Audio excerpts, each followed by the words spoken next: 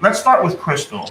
Tell me why we're even having this debate. Before you give, we're going to get into opinions soon, but tell me why we're even having this debate.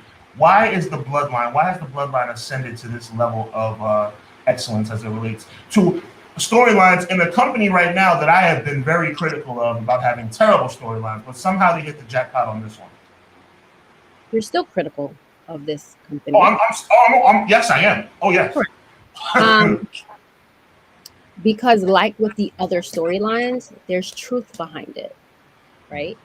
So these people are living their storyline. Like they've lived it forever. They've talked about it time and time again about how growing up so close together, the same age, I think they're 2 months apart. This is what breeds the storyline. Same thing with the Mega Powers. There was truth behind that storyline about how Macho felt about Hulk. These are all true things. And this is why we're talking about it, because these people are, it's acting in a way, but it's about 50% the truth. And this is what's made us so passionate. This is why people view SmackDown the way they do, right? Like if you look at the ratings, this is what they're staying for. This is what I'm staying for. To your point, then I'm gonna go to Renzie next. SmackDown, I'd say a couple weeks ago, I'm gonna have Conrad back me up on this when I shoot the microphone to him.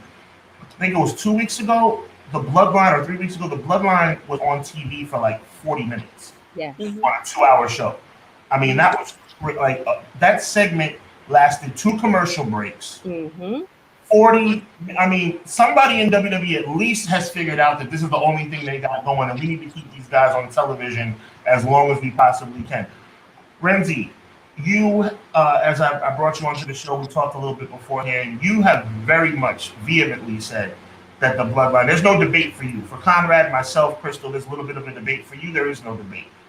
Why do you believe the Bloodline is the greatest storyline ever?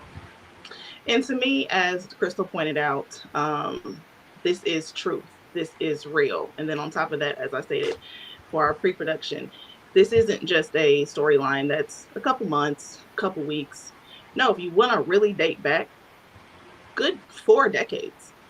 So these people are actually family. These people are actually real. I mean, the Wild Samoans, their son is the tribal chief.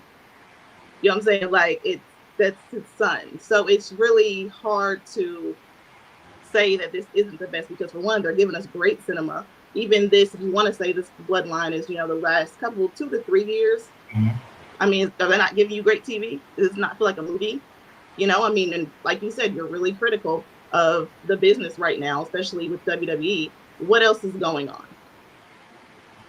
Well, I'm gonna respond to that question. I'm gonna keep the spotlight on you, but I'm gonna interject my answer. WWE is trash to me. Conrad will tell you, we talk about this every week. WWE is hot garbage to me, with the exception of 2 things: Seth Rollins and the Bloodline, and maybe LA Knight is starting to emerge as somebody that is somebody that I'm starting to get behind as well. But yeah, But as far as consistency is concerned, the Bloodline is the only thing they got going. Now, I will admit, Renzie, that there is no question that because of the Bloodline, WWE has stayed prominent. But my goodness, if it wasn't for the Bloodline, good Lord. But that doesn't mean that it's still the greatest storyline of all time. I'll interject really quick. And that also plays a part into my reasoning why. They are saving the business. When I look at things, I kind of look at it in hindsight of like, okay, isn't just like, oh, this is just a good storyline. It's pretty cool. No, what is it also doing for the business? This storyline, this cinema, this movie that we're seeing with this family, it's literally saving this business. So for other storylines, yes, I have to look at the Austin and McMahon, the Kane and Undertaker. What are they doing? What is it doing for the wrestling business? Are we talking about this for years and years? Is it catapulting other stars? Is it turning people to, they can be a face, or are they putting people over? This things of that nature. So that's why I think of it as one, if not the best storyline of all time to me, because who was checking for KO and Sammy? Was anyone really checking for them? No. Usos. Don't get me wrong. Yes, they were already champs before then. Absolutely. Yes, they were. But like me and you stated, Jey Uso right now, hot. Fire, hot. Roman has put his, to be for real, he's put his family on. So, I mean, there's multiple people that are getting over. on this. We're getting possible future Hall of Famers out of this storyline. So, and it's also saving the business. Other ones, not so much. This one, you're getting the full package. So that's, for me, that's why. Salute. Yeah, I think Crystal, I'm going to throw it to Conrad, but I see Crystal has something. Give it to me. Yeah. So not to interject to what you said, but I agree. And also what it's giving people is, we're in the age of reality TV, right? We all know all reality TV is a little bit scripted, right? Like they're telling you what to say, the interviews, whatever. One thing that the Bloodline has that a majority of people are doing that they're not doing is they're not the brawling brutes. They don't have costumes. There's a realness to them that you're not getting with other people, right? You're not getting these people who, like, it's not the 80s where the characters are so bolstered up anymore. They come in and they look like they could talk to you about regular stuff. You know that you guys listen to the same music. They're speaking the way we speak. So there's a different kind of communication. Right. There's a different kind of communication and understanding that I feel like a majority of people have with them. And that's why it's so easy to also fall into this storyline. And that's why we're so addicted to it. And that's what makes it even better for us, because we understand what it is to have a cousin you're always competing with, to understand that your uncles might, your uncles are here and you're trying to be better than your cousin because your uncles are competing with each other. From the High Chief Peter Maivia, they always talk about he started it. This is the one. This is who we trying to salute to. Do you know what I'm saying? So that's it's a realness about this that I think everyone else doesn't have. No one else, to me, has that in WWE right now. Not even not Bianca, not anybody. Thanks. Fair enough. I want to just give a shout out to HGW. Sir Quill's in the building, and my brother McKinney's in the building as well. Appreciate you guys. Definitely appreciate you guys showing up on a Thursday night. Conrad, I need you, man. These ladies are ganging up on me. Listen, I'm going to tell you something right here and now. Conrad and I are old school for real, representing 30s gang, and we remember the old school vividly. So before we get into, I'm gonna immediately lead into the first storyline comparison, which is going to be the Mega Powers. So just take it from there. But first, same question applies to you. Why is the Bloodline, in your opinion, at least in this conversation? I think the main thing that the Bloodline has done is it's gotten people to do something that they said they wouldn't do before, which is cheer Roman Reigns. Get behind Roman Reigns. So long, Vince was trying to tell you he's the guy, but nobody wanted to believe it. No matter what he tried, no matter what he did. And it wasn't until he came back at that show, what was it, Payback? When he finally came back. Yeah. He first showed his face. Yeah, when they showed him come back, and then he was aligned with Paul Heyman sitting on the couch, I was like, are they really doing this? I was like, nah, they always play us, and they're not going to really do this. And then he came out with them, and I was like, oh, this is real. They really got something here, because they finally gave the people what they wanted. That's the key with this, is giving the people what they want sometimes. And that's where we'll probably fall into some of your disagreements, because it's not what everybody wants, it's what some of the people want. So there's another side that will disagree with this. And that's what I think pro wrestling is today in the modern age. Did you see, sorry to cut you, did you hear what you just said when you said how you felt and what you said when you saw him come out with Heyman at Payback? You said, this is real. That's something that people haven't gotten from watching wrestling in so long. Like how the feeling of what it feels like as this man is a heel is the best thing ever. Facts. And then on top of that, to interject too, even since we know Paul Heyman is, to me, one of the, if not the GOAT when it comes to management. But on top of that, the relationship that he has, again, with the Anoa'i family already, and then to come out with Roman is like, it's just epic. So the feeling of it it's real. Like, this is a real thing going on. It's real cinema, like I stated. So it's amazing. I'm going to jump on Sean's side, though, for a second. I can play contrarian to any of this, so just know. But let's be fair and talk about how many times they've dropped the ball, too, though, on good storylines. I'm wearing a shirt where they blew it big time. It was there in front of them, and even the guy who said it was like, I told them, don't do this. And they were like, no. We need to make our money. We need to do this way. And they didn't listen. So there's reason to be like, I don't know. I don't know if I trust you all the way with this. Real quick, here's the deal, and we're gonna get into the Mega Powers comparison first because this is getting good already. I see Renzie's mind going like this. I see Crystal's mind going like this. My boy Conrad's in the mix. Let me tell you something. 99% of why I feel the way I feel, Guy Gamble, I see you, my G. Lagote, I see you, my G. They're gonna blow this just like they've blown everything else. People who know me know I don't really cuss like that. I don't cuss on the show. I really don't cuss in general. This makes me want to curse them out because you know what's going to happen at SummerSlam, okay? You know what's going to happen at SummerSlam. I don't want it to happen. I can tell by Renzie's shirt she doesn't want it to happen. I think Crystal doesn't want it to happen. I even think Conrad doesn't want it to happen, even though he's telling me not to get my hopes up. They're going to blow this like they blow everything else. And the reason why, ladies, gentlemen, that I consider the Bloodline not to be the greatest storyline ever, it's a little bit of foreshadowing, right? The Mega Power storyline, it had a plot and it had an epic conclusion.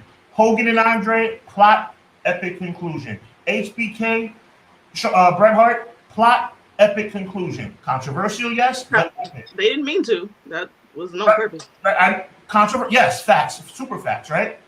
What's going to happen? At SummerSlam, we're going to be left wanting more. And yes, you may say, well, that's exactly what the point is. But at the end of the day, when you keep wanting and wanting and wanting and never get the payoff, then what are we doing? We're still watching. So we're wrestling. Thanks. Well, we'll see. We'll see. I mean, if miraculously Jey Uso becomes the new undisputed champion, I will change my tune. Because this 3 years better mean something. And you said earlier that you guys are in your 30s. I'm in my 40s, so I really remember. Yeah, but you don't look it, so it doesn't count. Oh, and I remember too. I mean, I'm on the cusp. I'm 31. I ain't like I'm just don't know nothing. But I'm saying, like, I know, like, I remember watching the Mega Powers, like the Mega Powers.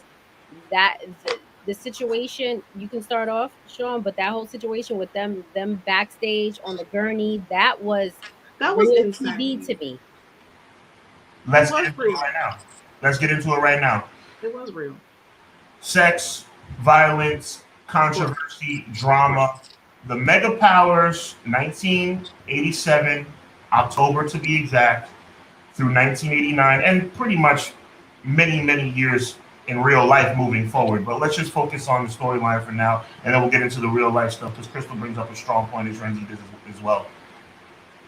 The stage was set for Macho Man to turn babyface. The fans were cheering Macho Man out of the building at WrestleMania 3 when he lost the Intercontinental Championship to Ricky the Dragon Steamboat. The writing was on the wall. Everybody was in love with Elizabeth. So you know what? Powers that be, when they actually got things right, decided, you know what?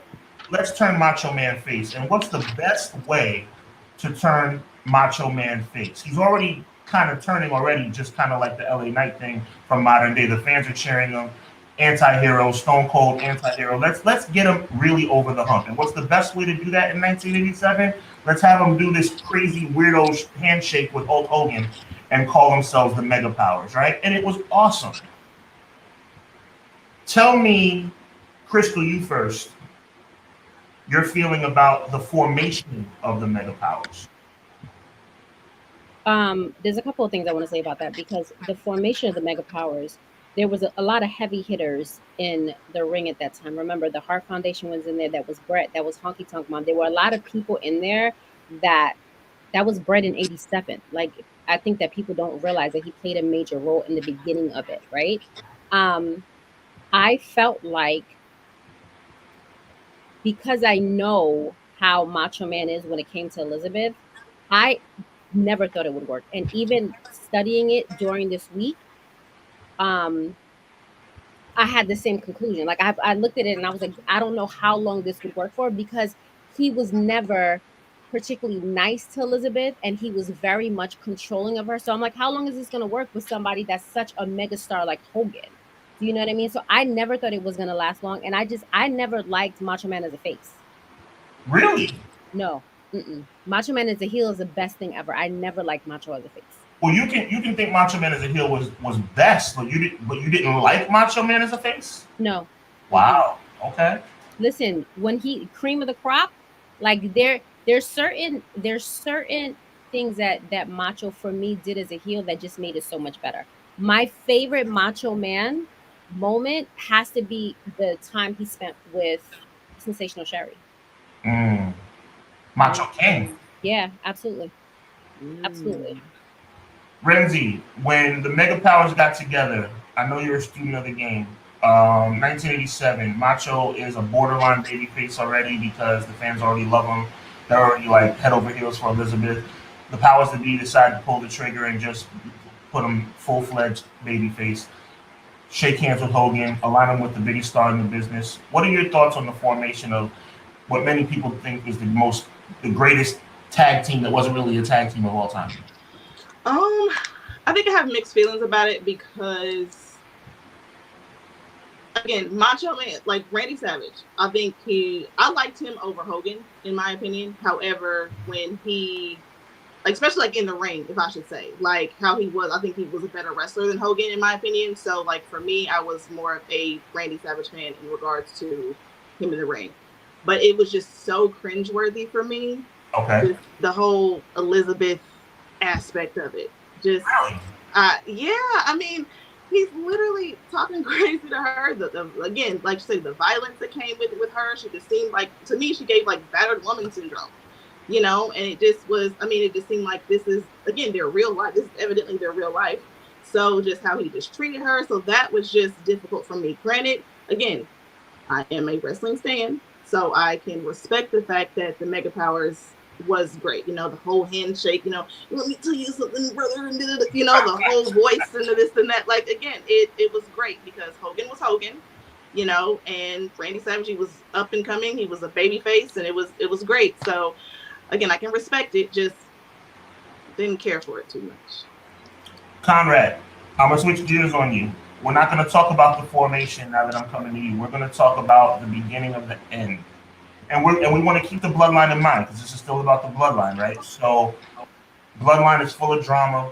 Bloodline is full of controversy. Bloodline is full of backstabbing, manipulation, right? All the stuff that you love as viewers.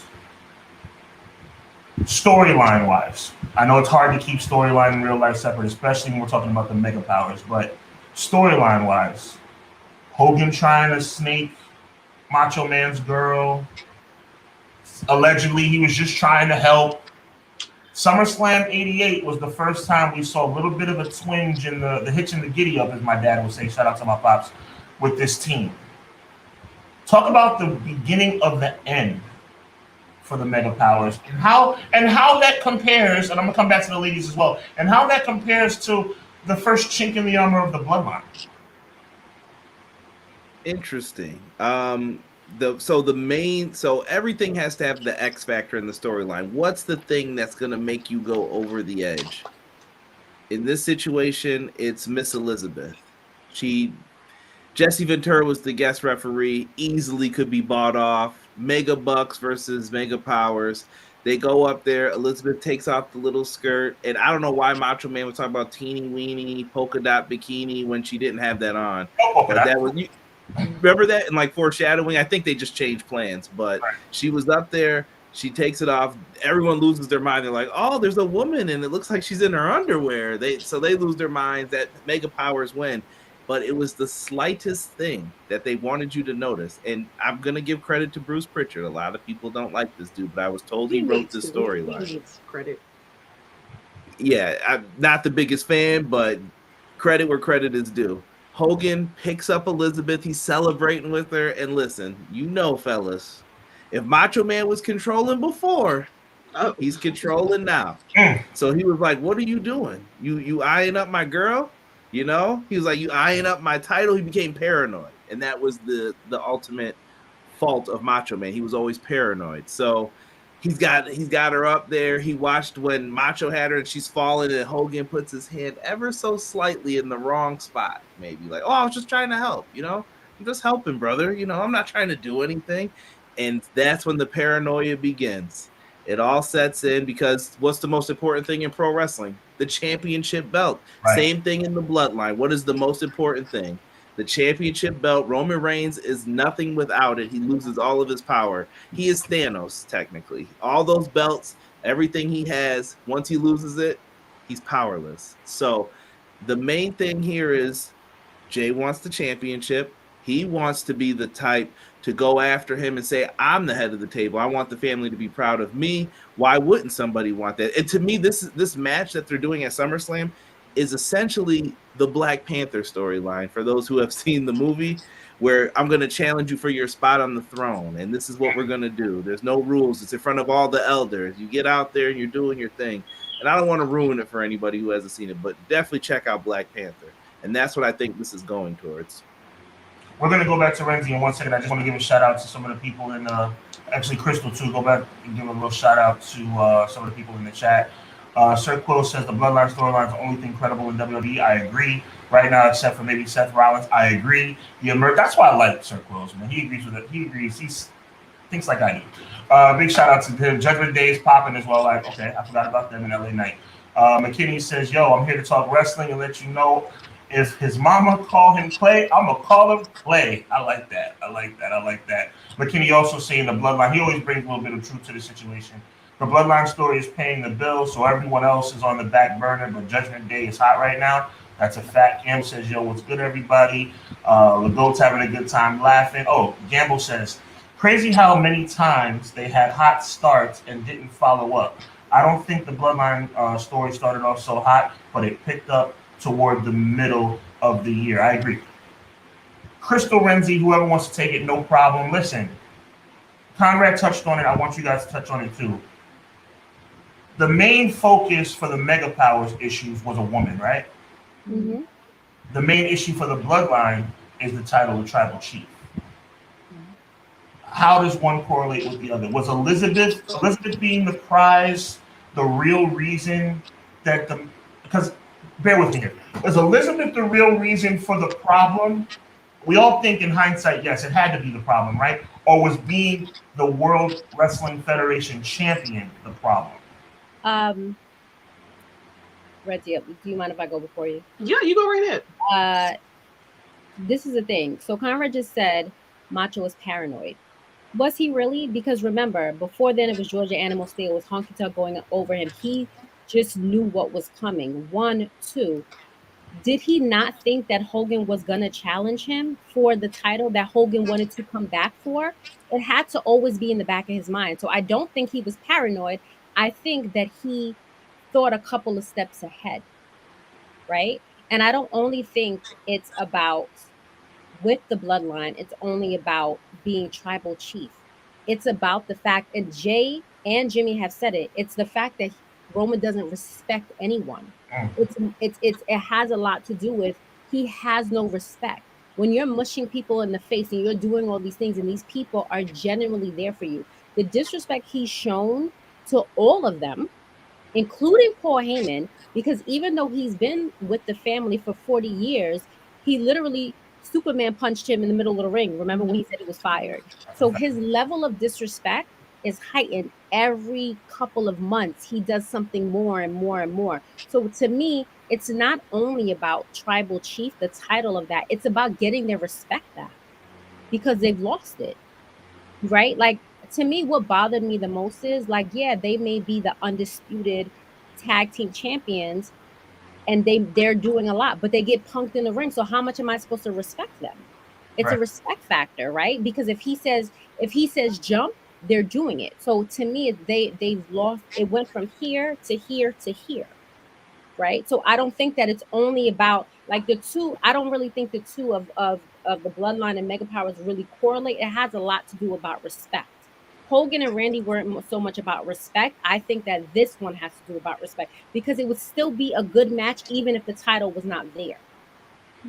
Fair enough, because at the end of the day, the title could have been on the line and Elizabeth could have been on the line. Renzie, what do you think? Honestly, Crystal, fantastic take. I definitely agree because I feel like it was about the title anyway. Hogan being Hogan, I feel like every documentary I've seen, interview I've seen, no one really cares for Hogan. Like, Savage and Hogan actually really did not get along. Like, honestly, the back end, the backstage, the real life of it, they actually really did not get along. So, yeah, it was more so about the gold. I mean, Hogan was very selfish from what it seemed and from what I've heard. like I said, per documentaries and everything like that. So, I mean, it was more so about the gold. I think he just wanted to get under, Randy's skin of, let's host up, again, like you said, let's host up Elizabeth and kind of touch her ever so gently right here. And let's do these things. And we know that these things kind of irritate him because this is his real life woman. This is his wife. So, yeah, they both do not, like she said, they don't really correlate because it's two totally different issues. So, like she said, it's more about respect and family. This one's about the gold and possibly who wants this woman. That's a fact. That's a fact. Well, listen, that was over a woman, but I want to, like, Conrad, I got you. Go ahead. No, I was just going to say, I think that this is designed this way on purpose, though, for both storylines. It's a WWE way of doing things. The championship is there for us, I don't want to use this, hardcore fans, the fans who watch every single week. The title is the most important thing to us. We're like, oh, look at the belt. It's great. It's beautiful. This is what it's all about in this business.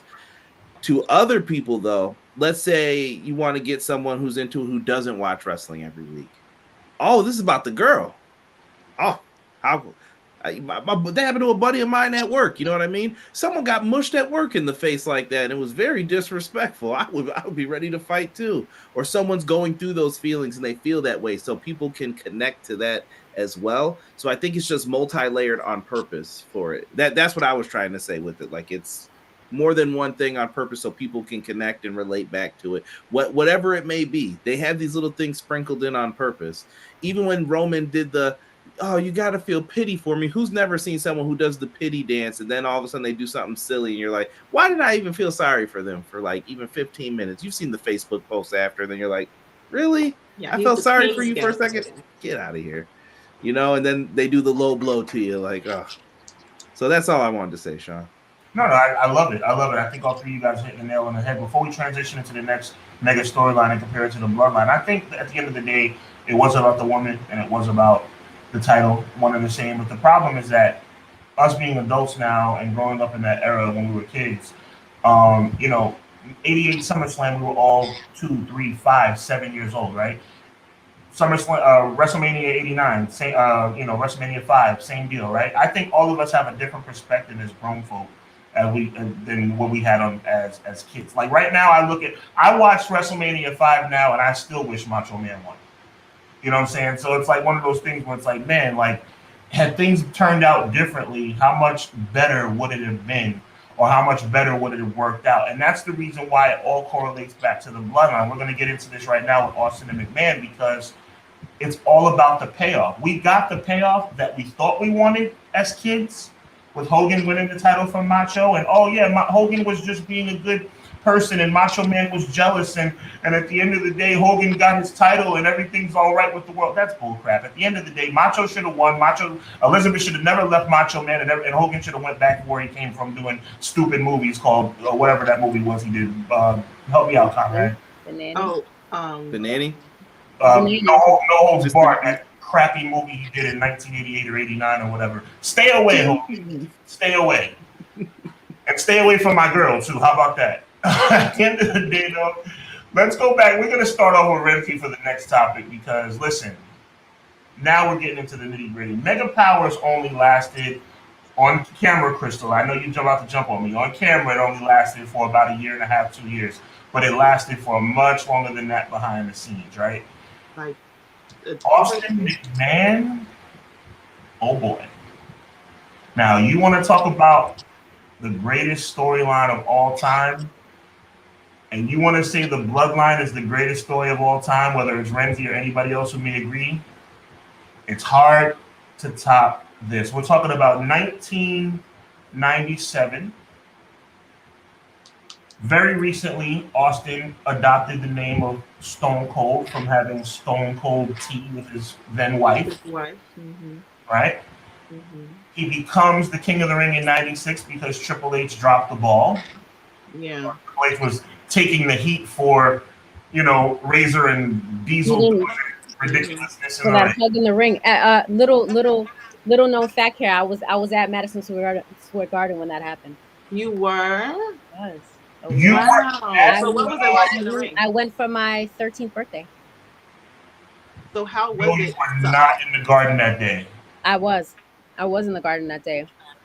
That is awesome. Why didn't you? And I was in total as a 13-year-old who watched Monday Night Raw every Monday, didn't miss a pay-per-view. I was so stunned and shocked. Like you, as my friend's aunt used to say, you could hear a rat piss on cotton because people couldn't believe it.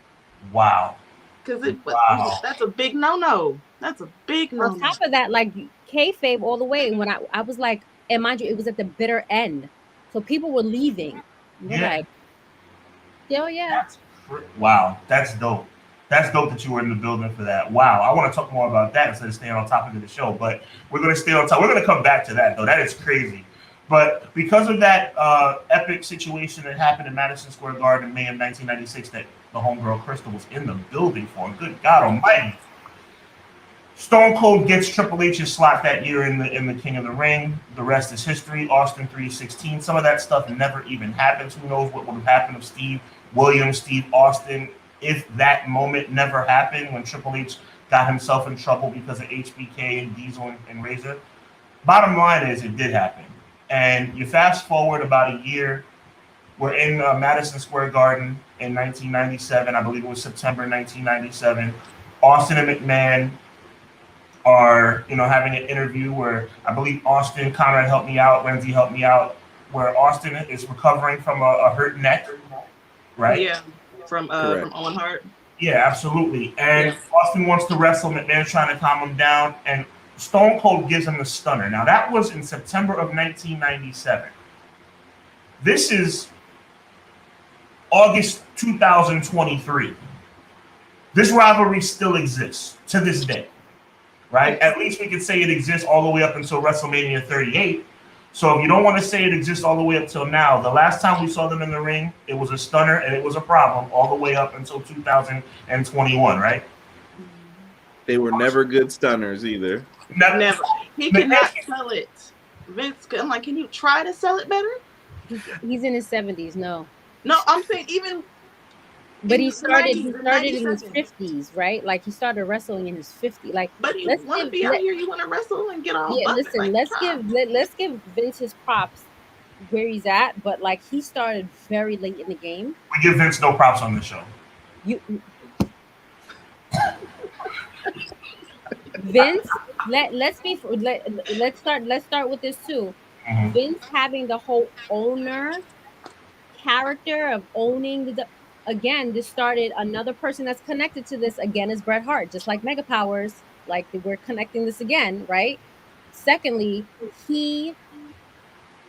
Vince needed, like I think that he got so hungry for attention after the whole Bret Hart situation that he had to put himself in the beginning of the storyline.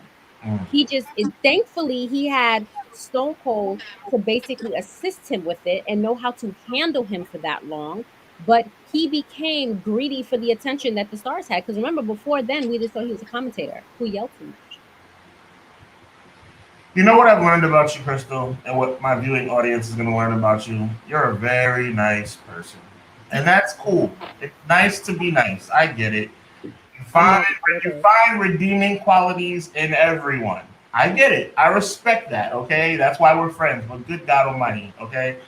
Vince should not be doing what he's doing. That's the issue. Oh, I agree. I agree wholeheartedly. But also, we're talking about a feud with Vince that he started in his 50s. So technically, he's doing something right. You know what? Let's get into this now. See, now I'm fired up about this. We're going to get into this, and I'm going to be respectful and pass it. I'm going to make sure we go around the circle. Renzie, I'm going to say my thoughts, and then it's going to be on you next. Okay. With this rivalry, Vince has managed to win the World Wrestling Federation Championship. Vince has managed to win the freaking Royal Rumble. Vince has more accolades than wrestlers who wrestle every single day, okay? It's ridiculous. I see what Crystal's saying. It was a sacrifice. It was a money bag. It worked. It's been working for 30 years. Crystal, we're going to come back to you. I see the wheels turning. We're going to go to Renzie. Tell me what you think of Austin McMahon. There's a lot of great parts about it. I grew up in the Attitude Era, but at the same time, a little smidge of ridiculousness also. Your thoughts? Yeah, I agree with you in the part of ridiculousness, how the owner, who was not a wrestler, is winning championships and Royal Rumbles and whatnot. It's absolutely ridiculous. However, Vince McMahon is on my Mount Rushmore of the Attitude Era. And the reason why Vince McMahon is on my Mount Rushmore of the Attitude Era because of this rivalry alone.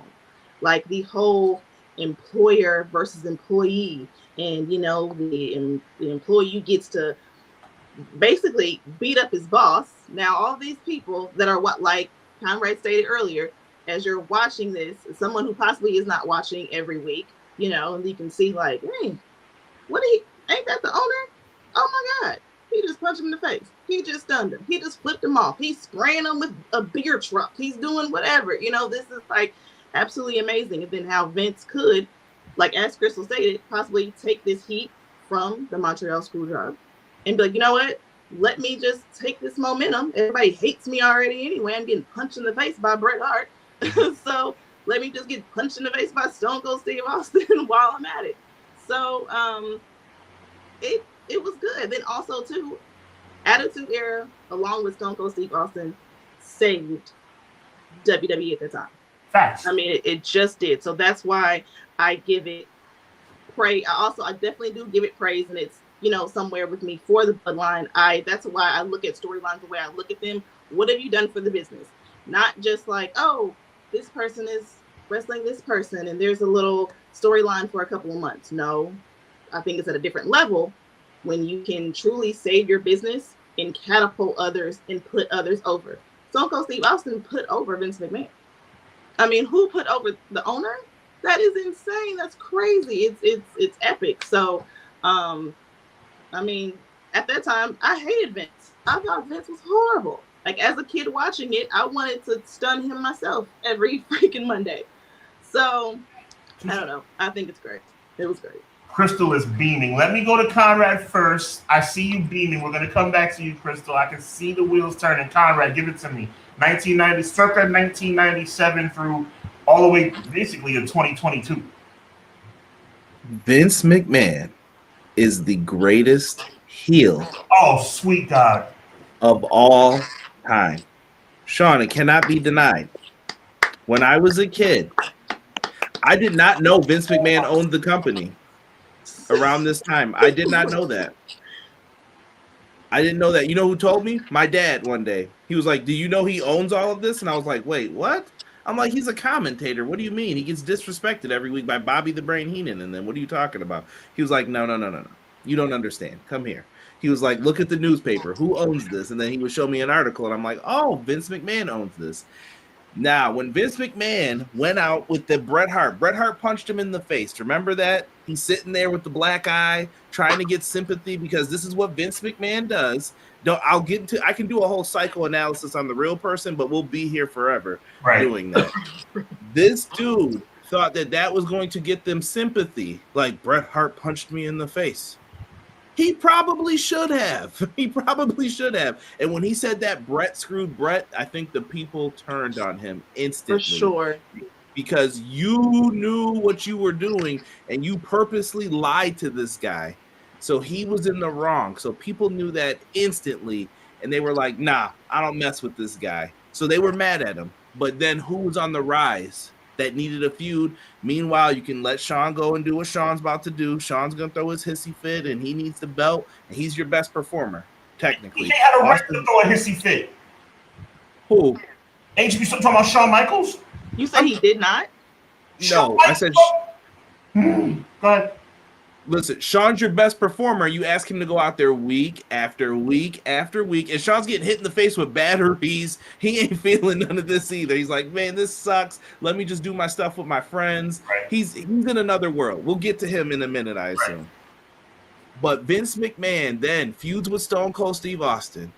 Who does not hate their boss when he's like, I want you to start wearing a tie, Steve. And this is before he even gets big and then he's going to start wrestling. Wear a tie.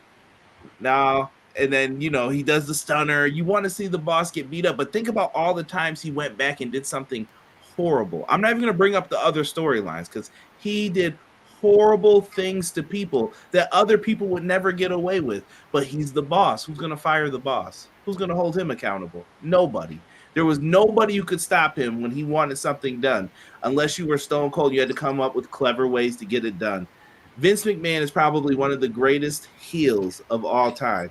It's crazy to me. And if you ask who's the biggest star of the Attitude Era, some may say Austin, some may say The Rock, some might even say Triple H.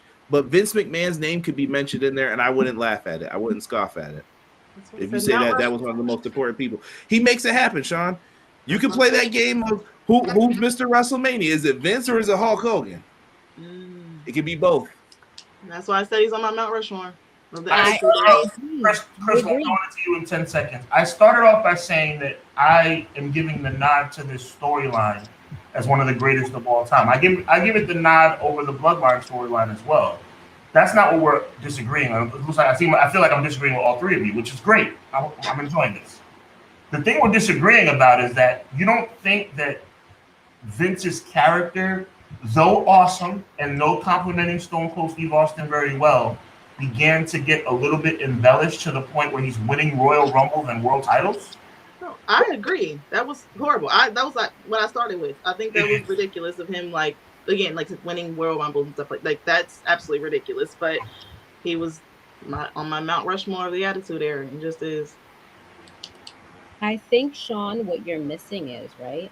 Tell me what I'm missing, Chris. I'm gonna tell you what you're missing, right? Because you speak about McMahon with such disdain, but you're talking about this being one of the top storylines, right? So it was awesome. I'm not stupid. I know the truth. No, right. But what I'm saying to you is, when we first saw Brett spit at McMahon, we're like, what is going on? Why? Because remember, before we knew he got punched, it took a while for that, right? Mm-hmm. We're like, why is he spitting on the commentator? What's going on, right? So when the interview came out, we were lied to twice, because for how long did we think that you were a commentator? Up like 16 years, we thought you were a commentator. Now we know you're not only a commentator, you screw Brett and you own the company. So now it's like, you'll just do anything. So that's why it's not outrageous to know that he's winning Royal Rumbles, because you know, he'll screw anybody. He screwed a babyface Brett. Like, so now it's like, you'll do anything. So it just spoke to what kind of owner he was. Okay. So it only fed into him being the biggest heel of all time, right? Because now it's like, wait, you're gonna do anything. And then then he even built it up more with the nepotism, bringing his kids in, bringing his wife, and you're like, yo, how many more people are you gonna bring in from Greenwich? Why is your son wrestling? Why is your daughter out here? Why is your son's friends wrestling? Why? You see what I'm saying to you? Y'all make a good point. I'm not gonna lie. Listen, he lives his because you're like, nepotism, Greenwich, money, like just the way he was doing everything. It was like, I'm just gonna fire you, because in real life, that's what he did. Again, it's a taste of real life. So he really is just a figment of who he is in real life. It's like multiplied. Like, that's what I'm saying. You gotta give credit to where credit is due. And Vince McMahon, even the arrogant way he used to walk to the ring, we're like, I hate dumb walk. Listen, the man abused Briscoe and Patterson the way Roman abuses the Usos. I'm about to make a full circle. And then he said he loved them, right? Oh, I love them. I appreciate them. He treated them the same way Roman did. Go ahead. They were there to amuse him. And then, oh no, Renzie. So then on top of that, again, just to kind of how the lines are blurred from his real life to the story. Have you ever heard a documentary of Shane McMahon? How the first time he got like a real hug or a good job was when he had that Hell in the Cage match with Undertaker. Which, how old was he? Shane like old as hell. So he treated his own son in real life. He treated his own son horribly. Then so it just blurs the lines of this is who this man is. It just. You literally sold your daughter off like this is Triple it. H. This is it. This is him. That's what makes it so great. He's the horrible boss, and guess what? Because you're getting paid, you have to show up. Sounds about right. So it sounds like a 9 to 5 to me. My issue is this. I find it difficult, and maybe this is a hang up of mine. Renzie, you're just getting to know me. Crystal and Conrad know me very well. I have issues giving nods about anything greatest of any kind to non-workers. I find it very difficult. I mean, unless you're talking about greatest manager, greatest whatever, like that's a different category. But to say that Vince, and I think you guys are all on the same page, I'm the only one kind of outside the loop on this one, about, okay, Vince is a Mount Rushmore type heel in the business. Really? I mean, I hear you. You guys have made some wonderful points, but we're talking about Ric Flair.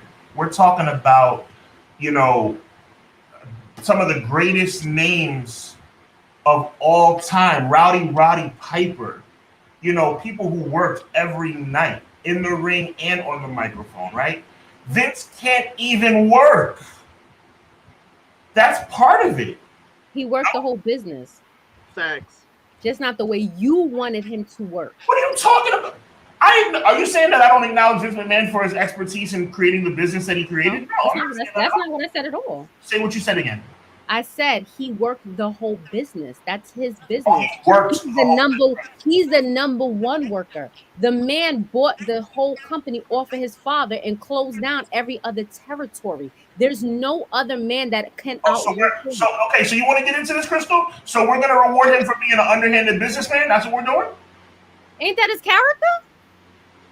That character is what he embellished from who he is as a real life person. Again, but if we're talking about storylines, it lines up. This man, that's what I'm saying to you. That's what makes it so great.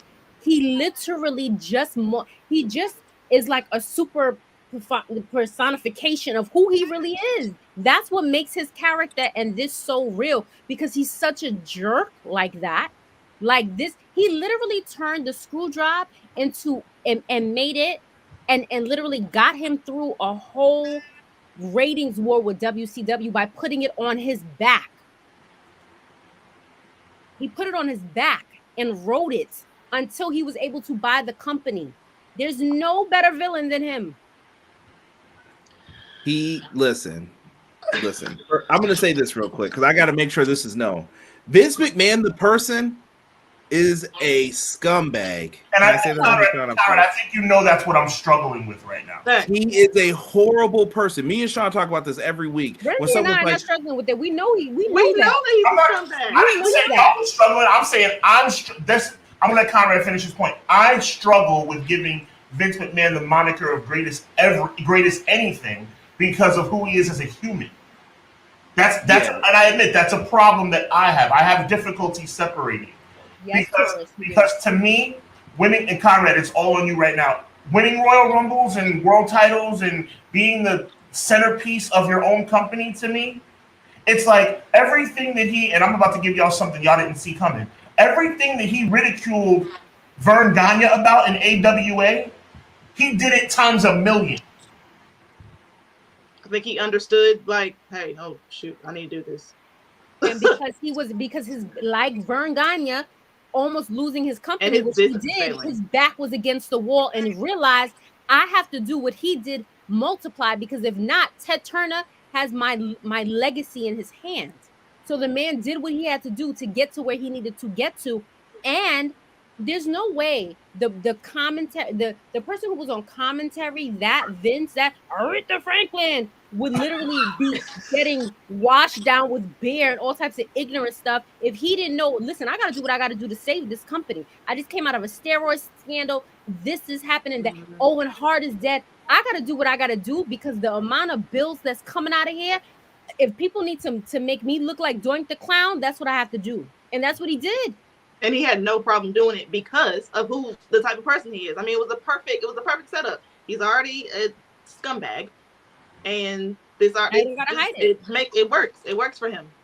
If he's gonna ask people to kiss, I was gonna say, if he's gonna ask people to kiss his rear end, then he's got to go in there and take the stink face from Rikishi. He knew it. From Rikishi. You know what I mean? He had to do all that foolishness. Yeah. But at the end of the day, like I said, I get what Sean's saying. Vince is a piece of work. I have a hard time even saying good things about him now. But Sean, what I'm saying is he needed heat, though, because if Austin just beat him every time, what is this really worth? He had to go in there and be like, I fooled you, with extra tactics and things like that. Every single time he had to do that. Now, what made this so successful too was the two things. I'm trying to remember what Crystal said because I had 2 great points off of it. I've always told you, Sean, there is the people's choice and there's the company choice. Facts. It goes all the way back to every storyline we've ever talked about, and it's the truth, whether people want to realize it or not. The people's choice is usually punished, except for in the Attitude Era. Do you know why? Because they didn't have a choice. You had to go with Stone Cold. They didn't want Stone Cold. They had to go with Stone Cold. They want The Rock. And I know The Rock's the people's champ, and everybody's like, oh, wait, what do you mean by that? Vince wanted him. That's the $1 million smile. That's what he likes. Fast forward to Roman. Same thing, $1 million smile. The ladies love him. My wife loves Roman Reigns. Like when he comes on the TV, I always threaten like I'm going to turn it off because she stops, she watches. I have to sit through this whole 8-minute entrance. She likes him. It goes right into it. It plays right into it. Vince knows what he wants. He knows that's what people want. Did he want CM Punk? No, because he didn't understand it. Because that's the people understood it. That's exactly what the problem is. And it's the same thing with Brett and Sean. And I'm assuming that's where you're going off of this. Oh, yeah, we're definitely going there. It's the perfect segment. Bret the Hitman Hart was the people's choice. He had to go with him too. You know why? Steroid scandal. But he always tried to revert away from it, but he had to go back because the other guys weren't good enough. And Sean was his choice. You know something? I can't stand any of the 3 of you guys right now, but it's all good. Man. I'm glad that you got. No, I'm being facetious, obviously. No, I appreciate it because you know what? I can step down off my soapbox and be real with you guys. I have an issue with him as a person, but the business obviously wouldn't be where it is today without him, right? Let's transition a little bit, right? So Austin and McMahon definitely on the Mount Rushmore of rivalries in the history of this business. Right, and Conrad pointed it out perfectly. The next perfect segue, and we're going to start off with Renzie on this one, is HBK and Brett. Right, HBK and Brett kind of is what led into Austin coming to prominence, kind of like de facto, right? But HBK and Brett started. I mean, you could easily say it started back Hart Foundation versus the Rockers, but obviously it didn't come to prominence until to forefront of our mind until 1992. When they faced each other in their first Survivor Series main event. Some people forget about that. In 92, they faced each other at the Survivor Series in the main event. Brett as the world champion, Shawn Michaels as the Intercontinental champion. We kind of all knew that Brett would win. Brett just won the title from Flair about a month earlier. Shawn was on the rise, would eventually become one of the greatest Intercontinental champions of all time. But as time would pass, Brett was the man. HBK was on the rise. HBK was winning Intercontinental championships, main eventing WrestleManias, not quite getting over the hump. He ends up winning in 96. Take us from there, Renzie. Brett loses the title at the WrestleMania in Anaheim in the Iron Man match. Brett goes off the scene. HBK's the man. Brett returns in November to face Austin. Tell us in your mind what really took this rivalry, as they both say in their own words, from a friendly rivalry to outright hatred between the two in real life. I think it turned into outright hatred because HBK was in the clique, right? And the clique were the bad boys. And I feel like Bret Hart was kind of the goody two shoes of, the locker room. And HBK was just arrogant, and he just did what he kind of wanted to do and just had a mouth on him and this and that. I don't think Brett really cared for that. So I kind of think that's really what it started, that locker room, how they are. Brett just like, I'm not really feeling this dude. He's just not my cup of tea. I don't like it. And then, like I said, I just feel like kind of Brett gave off that kind of goody two shoes kind of vibe. And then so when they go ahead and have this rivalry, like it's working because one, they're both great technicians. Like let's keep it a buck. Literally, they're both absolutely great in the ring. So that works, and that the fact that their personalities are completely different, I think that absolutely works. But I think it takes a turn when HBK has his moment where he says he has sunny days. Oh boy. So it takes that turn when he states that he has sunny days and kind of making it seem like he had something going on with Sunny.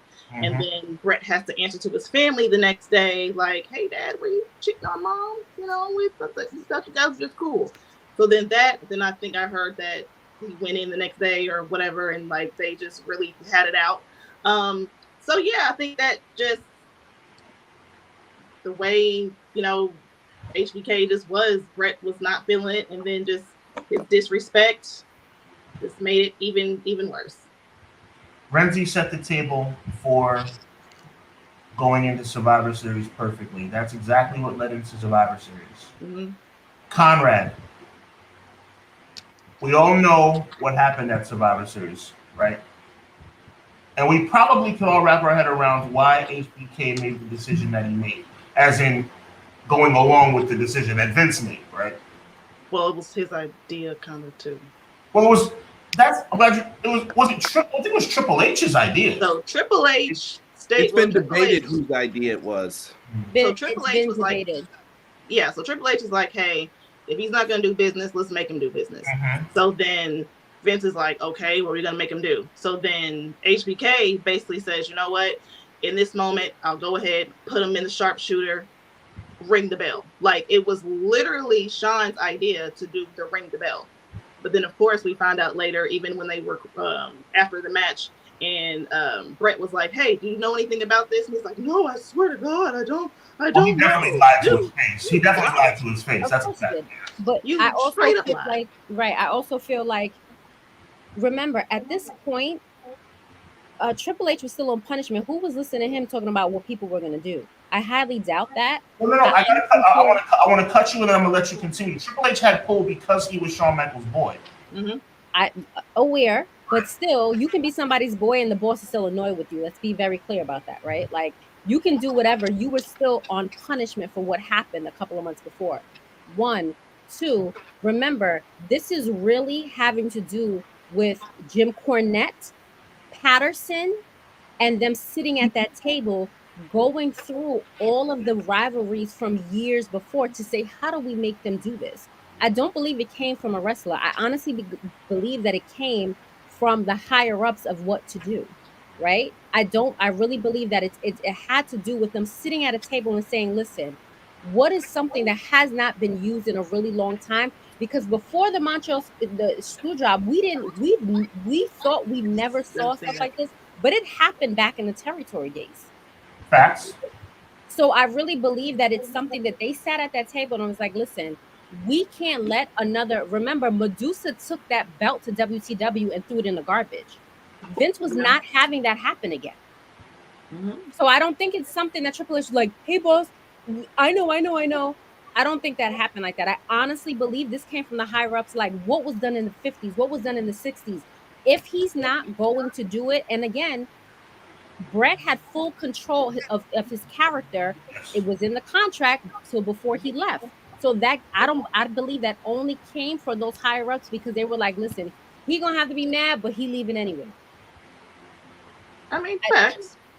I don't think that I honestly believe at that point in time, Triple H was so scared for his job. I don't think he was speaking up like that.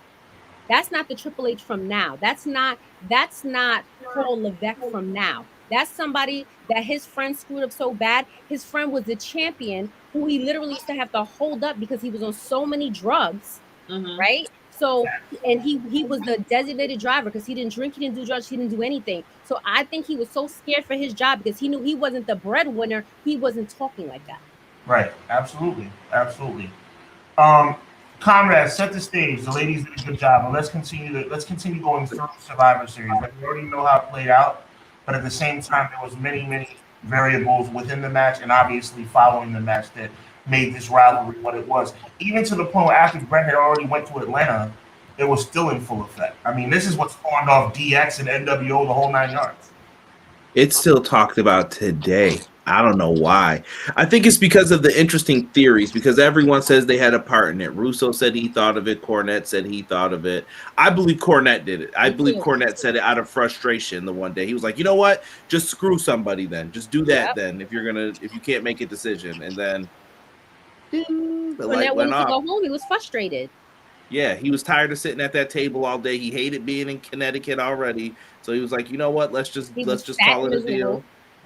And I think he just put the idea in someone's head, and then he was like, maybe it was my fault that I shouldn't have said that. What are wrestlers going to do? They're going to embellish. I bet Triple H said that. Let's do business for him and all that stuff. Like, they were going to beat him up. But I think Triple H tells the story now, like, maybe I was the mastermind behind, it makes it intriguing, and people maybe will get more into it with him. Yeah. But this stage was set. By the way, I wanted to say this before. Small little fact. Remember when we were talking about the Mega Powers? Do you know who the two wrestlers were that got beat up backstage during that? The two wrestlers got beat up backstage during the ambulance? The Mega Powers when Elizabeth was on the gurney or the stretcher. Brutus Beefcake was one of them. No. Shawn Michaels and Bret Hart when they were the Rockers and in the Hart Foundation. Go back and watch the real segment. Just wanted to point that out there. It was just like, oh, that's funny. You see, always behind something. I'm gonna have to go back. I'm gonna have to go back and look at that. Yeah, they get beat down a little bit, but Hogan always picking on somebody. Good God. Nobody liked Hogan. Gee, like for real, man. And I was a Hulkamaniac. I was a Hulkamaniac, and I am ashamed, bro. I am ashamed. Listen, he said say your prayers and eat your vitamins, and that's what we did, right? Like, yeah, well, I still say my prayers, but I'm not eating no damn. And he was on the roids. Let's keep it a buck. Those are the vitamins. Those are the vitamins. All right. Save us from ourselves. Go. Twice, Arsenio, brother. Only twice. Right. He got arms this big, but the rest of his body. Man. With this storyline, I think what made this one beautiful is the thing that the ladies have mentioned multiple times, realism. Because this isn't really a storyline. If you look at what wrestling-wise they did, Bret and Shawn could have did way more stories and actually did stuff with each other. It was all fueled off of real speculation, real things happening. Bret beating up Shawn backstage, pulling his hair out. Someone's got that hair somewhere to this day, probably. And sold it on eBay. Jim Cornette has it. That's filthy. Probably because he wanted to see Shawn get beat up too, though. But Shawn talked all that message. Shawn always took his beat downs and just kept on moving, I guess, with whatever the times were. That happened. Shawn's buddies left, so he's losing power as well. So people are probably happy the click's gone. Maybe Bret should run things. Bret's also on his way out because they can't pay him the money, even though they had the money later. But he signed the contract, which don't get me started on any of this mess. It turns into a bunch of filth. But the realism is what wraps this whole thing around, and that's what people love. And that's what people can get behind with the bloodline again. It wraps all the way back around. These are his real cousins. This is his real family. This is what they really do. They have lineage in that company. I don't know what Vince owes them. We can get into that another time because I think I know where it stems from, but Vince owes them favors.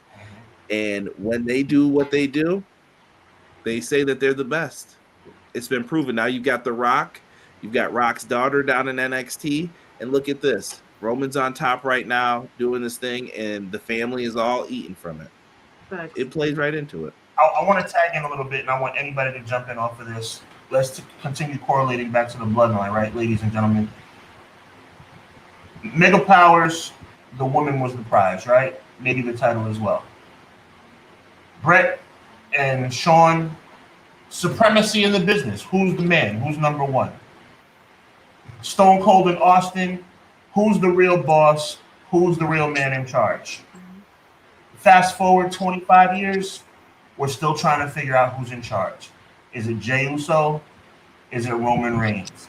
And it's a crazy thing because often life, and especially life in professional wrestling, it repeats itself time and time and time again. And as we kind of come down the home stretch here, I really want to focus on the bloodline itself because we are standing, ladies and gentlemen, on the doorstep, as I said when we started the show tonight, of what could be the biggest, and I'm going on the record here, the biggest full circle moment in the history of the business Everybody in the chat, Crystal, Renzie, Conrad, you heard what I said. We are standing on the doorstep of what could be the biggest full circle moment in the history of the business, which is why I say the Bloodline could not be considered the greatest storyline of all time. And I know that sounds contradictory, but the reason why I say that is because it's not gonna happen. Nobody wants Jey Uso to win that belt on Saturday more than me. Nobody. But I know it's not gonna happen. And my question to you guys is, when it doesn't happen, and boy do I hope I'm wrong, when it doesn't happen, what does this all mean? Anybody, feel free to jump in. What it means is they're still building. This Bloodline story is nowhere near done. I understand that the person that you're completely behind, Jey Uso, is now. No, I'm going to cut you, Crystal, and I'm going to let you go after I cut you. Don't make that mistake. I know it comes across that way. I see where you're going. Conrad probably thinks the same way. Renzie, my first time doing a show with her, she probably thinks the same way. I'm not saying it because I'm a Jey Uso fan. I'm saying it because I'm a wrestling fan. This needs to come full circle for it to make sense. Go. But why does it have to come full circle now? It's been 3 years. It's been 3 years. That's your timing. That's your timing. Right. But this is my thing. Who says at the time? You got some things you gotta rock slow. This is not something that I feel like people are tired of yet. I'm not tired of it yet. You see what I'm saying to you? So now all of a sudden it has to end at SummerSlam. There's no way. Like, I honestly believe, like, I understand what you're saying, but there's still so many parts to this that still, they have not. Let me explain something to you. The day I see all of the elders come to the table, there's still stuff that's missing in the storyline. Like, for real, like when they say, oh, you know what, this is gonna be, I forgot what they call it now, tribal court. The tribal combat. I need to see all. Tribal court. I need to see all the elders there. I want to, like. There's so many things that have not happened yet to come to fruition that they can play with this. Why does this SummerSlam have to be the end? Okay, I'm gonna answer. I'm gonna interject again and let you continue again. And believe me, Renzie, I'm done. Dead. Okay, so I'm gonna say what I gotta say. That I would pass it to Conrad and Renzie as well. I want everybody's take on this. I'm not saying that it should end with Jey Uso winning the championship. I'm saying that Jey Uso can win the championship. He can become tribal chief, or they can jostle for being tribal chief. I know that we're so, as wrestling fans, as WWE, well, I'm not a WWE fan. I'm a Bloodline fan, but I'm not a WWE fan. I haven't been a WWE fan for a while. I know we all have gotten behind Roman Reigns. It's the comeback story of the year. Conrad said it earlier. He was the guy that was supposed to be the man 10 years ago. And now he's the man. He's finally figured it out. In summer of 2020, he figured it out. He figured out what version of himself, similar to John Cena, similar to others in the past, have figured out what the best version of himself was. Rocky Maivia wasn't going to be crap. He found his way to The Rock, and he became one of the greatest of all time. Cena all the way up to Roman Reigns, right? I'm not hating on Roman Reigns. I love Roman Reigns. Roman Reigns is great as the tribal chief. But even Roman Reigns, I'm sure if you talk to Roman Reigns behind the scenes, Roman Reigns will say, I don't have a problem passing it off to my brother, as long as it makes sense. And you can't tell me, and I'll challenge anybody in this show right now, that's why I have you guys here to give your opinions. I challenge anybody to tell me that if Jey Uso becomes the undisputed champion after everything he's been through, again, WWE don't get much right, in my opinion, but they hit this one out the park. My thing is, are you going to forfeit this 3-year journey and just wait? And by the way, and just wait for Cody Rhodes at WrestleMania 40? Really? Anybody else? Feel free to jump in. So I really don't want them to wait for Cody Rhodes at WrestleMania 40. However, just to be a realist, I do not see Jey winning SummerSlam. I just don't. I don't see it because, as Crystal already stated, this story, granted, it's really nowhere close to being done. Roman, in my opinion, needs to retain the title at least until WrestleMania 40. To me, that's the best thing that absolutely makes sense. And I'm here for it being Jay. Even then, like, we want to really talk about full circle. Yes, that would absolutely be full circle because Jay's the first one to pin him. A few years ago, he pinned him again at Money in the Bank, and then I don't know if anyone caught that. So 10 years ago, Jay pinned Roman Reigns, correct? With the tag team match where, look at the placement of where Jimmy was and where Jay was when he actually pinned Roman. Frog splash, okay, cool, pin Roman. They really did the exact same thing for Money in the Bank. So that actually came full circle how they pinned Roman. Yep. So for Jay to win it, to take the titles off of Roman Reigns, yes, of course that makes full circle. However, right now, just is not the time. Roman needs to hold those titles at least till WrestleMania 40. We got to figure it out what we're going to do with Solo. If they're going to have, because I know his brother, was it Miko Fatu, is wrestling right now. See if he comes up. See what Zilla Fatu's going to do. So it's just too much that needs to happen, and Roman just needs to keep it. I respect y'all's opinion. Conrad, give me something. I know what you're gonna say, but I'm just gonna, grit my teeth and bear it. Go ahead. Jay Uso's not winning this title. Anybody who believes that, no chaser. Straight with the X on it. It's just a fact. He's not winning this championship on Saturday. So if you got money on it, save your money. Listen to me. He's not walking out with the title. If he wins, I will be shocked. You will probably see a dumb face reaction from me somewhere on social media where I'm like, what? Why did they do this? The money has already been decided when Cody came back. Still haven't watched that doc, by the way, Sean, that you watched. Mm-hmm. Great. I need to watch it. I'm going to watch it today. Cody Rhodes. Renzie, be prepared for the disrespect of AEW. I'll just throw that in there. Go ahead. Oh yeah, I don't even want to get on that rant because I'll go off about that. But Cody Rhodes came back and he got the bag. He got millions for it. I don't know why you didn't see the value before, but apparently you see it now. So they were like, let's get Cody because there's competition in the way. This is just like that secondary market comment they made. They know that AEW is hotter than they think it is. They don't want to admit to it because they want to act like bullies. Because if you didn't care about AEW, they're not competition. Why do you do things to counter program them? Why do you do things that you're like, you know what? I'm really trying to mess them up, or they'll say little shots like that. I get why AEW does it because they want to be seen on the same level. Why are you doing it though? If you're above that level in your mind, whatever. Cody Rhodes is getting this title. He probably asked for it when he came back. The one thing I never did was win the world title.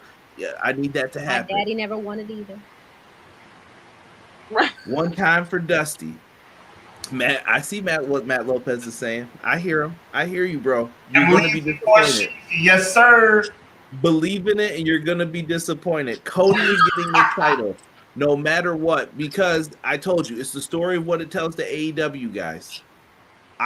You want MJF to come over? You better give Cody this title. How are you going to treat me if I come over here? All eyes are on them from AEW. How are you going to treat me if I come over? What are you going to do with me if I trust you with storylines? Because most of the time, most of the people didn't believe in them before this. So Cody's the one that's being watched. You want Ricky Starks? Do it. And do it.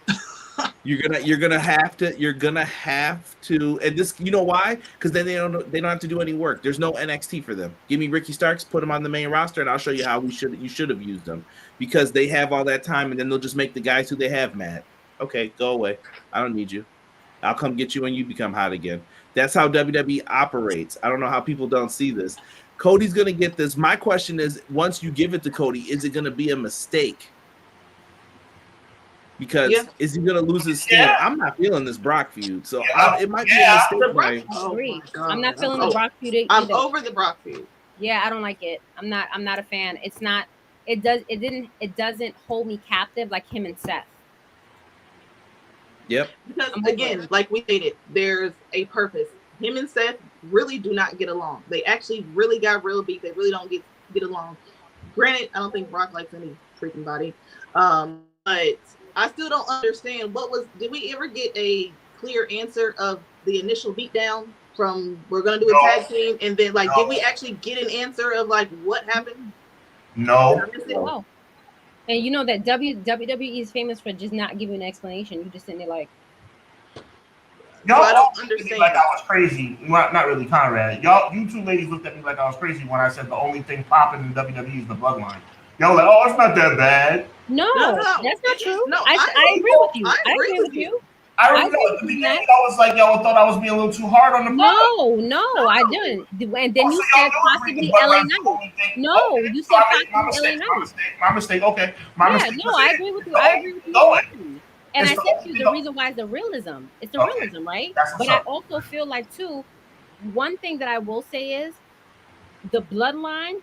There's so many of this family in here. This can go on for generations. You're talking about a specific 40 years. feud, right? A specific feud of the bloodline. But what they created can go on, because what they did is it literally preceded them, right? Like they have it. It's been here. They just now named it.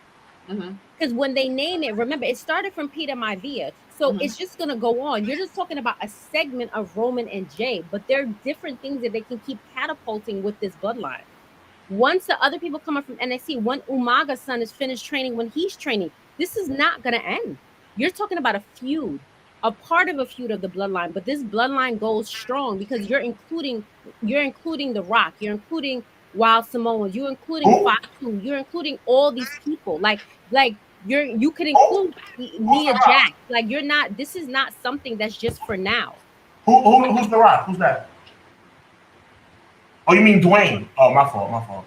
Dwayne, yes. Dwayne Johnson. Him. No, I didn't know who The Rock was. I just don't remember that. I'm sure. I know. We've had this conversation.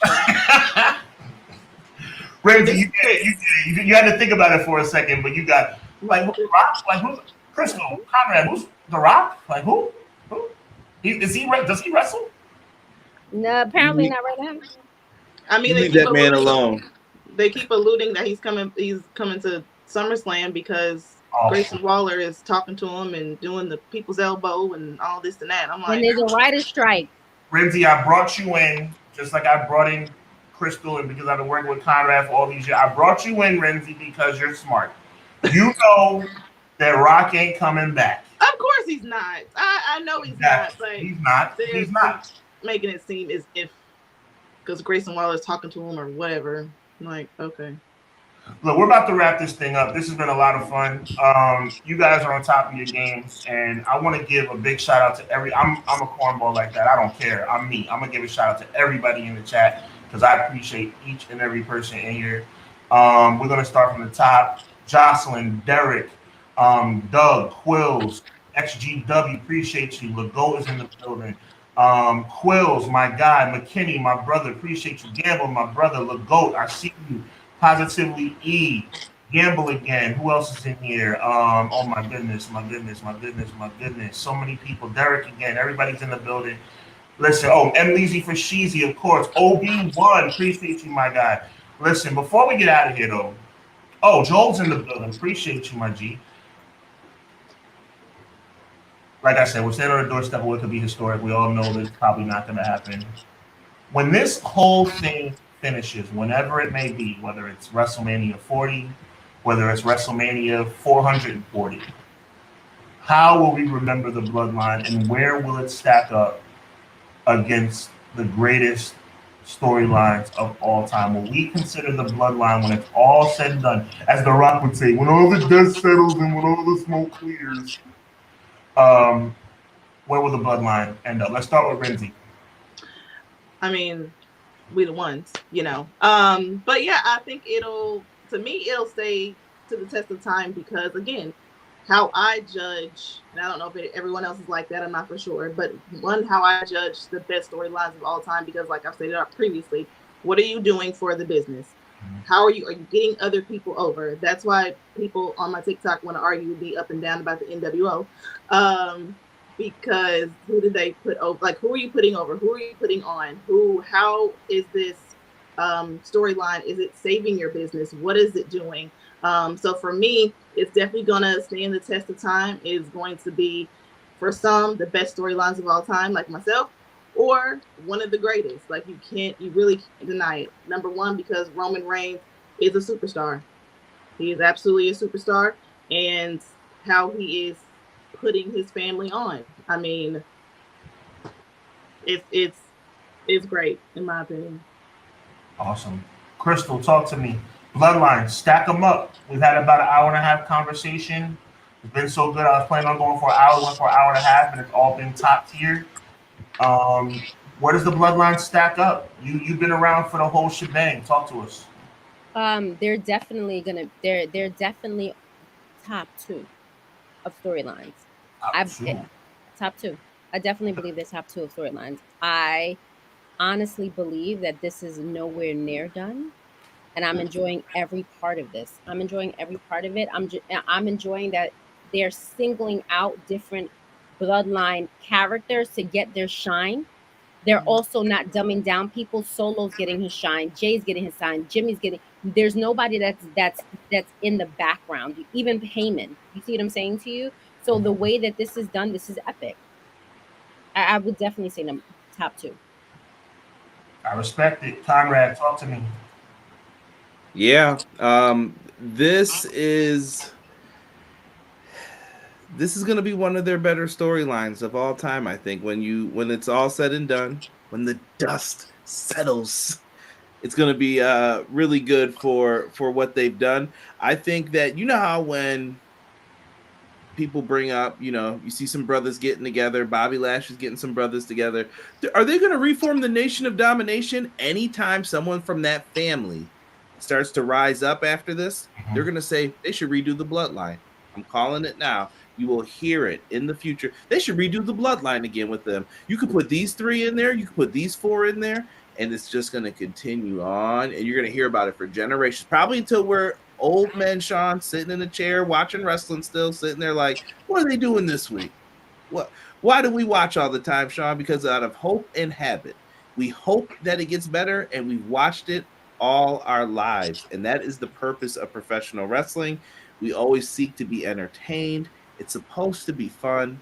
I know we get into it and we talk about our theories and our debates and all this, but that's what it's really about. Is pro wrestling really fun?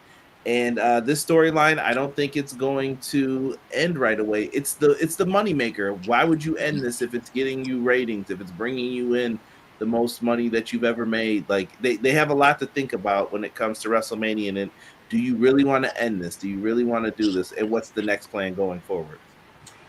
Well, for me, first of all, I want to thank each and every one of you guys for being on the show. You added such flavor to the show. Appreciate you. As we get ready for SummerSlam, and we all pretty much know that what's going to happen at SummerSlam. For me, I think the Bloodline is going to go down in the Mount Rushmore of one of the greatest storylines of all time. I think that you need a payoff. I think you need a significant payoff. I don't think Cody winning the title at WrestleMania 40 is that payoff. But at the end of the day, all we can do is hope for the best, right? The payoff could be Solo rising to prominence and Solo being the new tribal chief. You never know.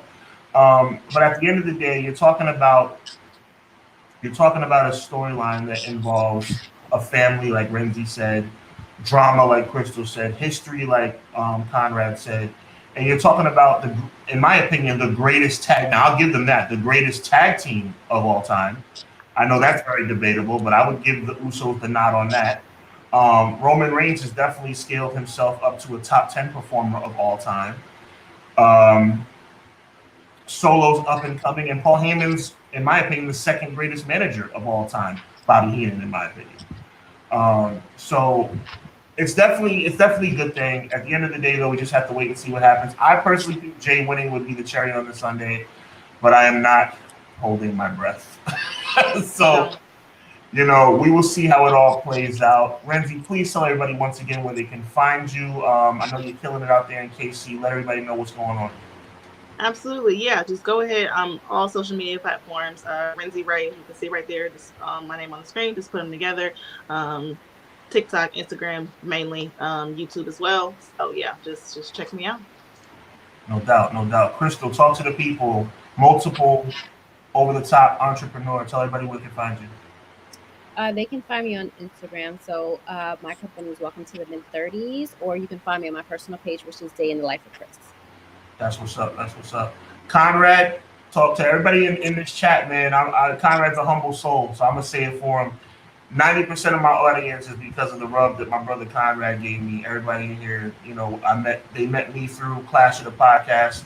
So I salute my brother Conrad, even though he always says, Sean, it's on you. You're doing your thing. Take credit for yourself. I'm a humble man. I speak the truth. So thank you, Conrad. Tell everybody what it is, man. Yeah, Sean did all the work for this, so we appreciate him. So make sure you guys subscribe to his channel.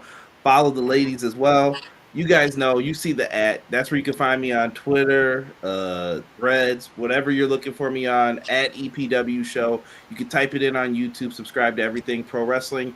Me and Sean go live every Monday for Clash of the Podcast, 6:05 Eastern Standard Time. Come on in, we talk some pro wrestling, always fun. I do Dynamite reviews after every Wednesday, AEW Dynamite. I love talking pro wrestling. Hit me up whenever you guys want @EPW Show. Sean, thank you for putting this together and having us all on. We appreciate you for that. So thank you, brother. Of course. Thank you.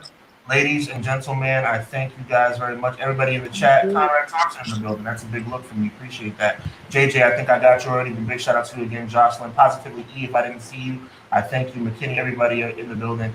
We appreciate you. As I always like to say, signing off, y'all know how to reach me. Hub Wrestling, Hub Wrestling Weekly on TikTok, all that good stuff. But more importantly than that, God bless. And remember, evil never prevails. We'll talk to you next time. Peace.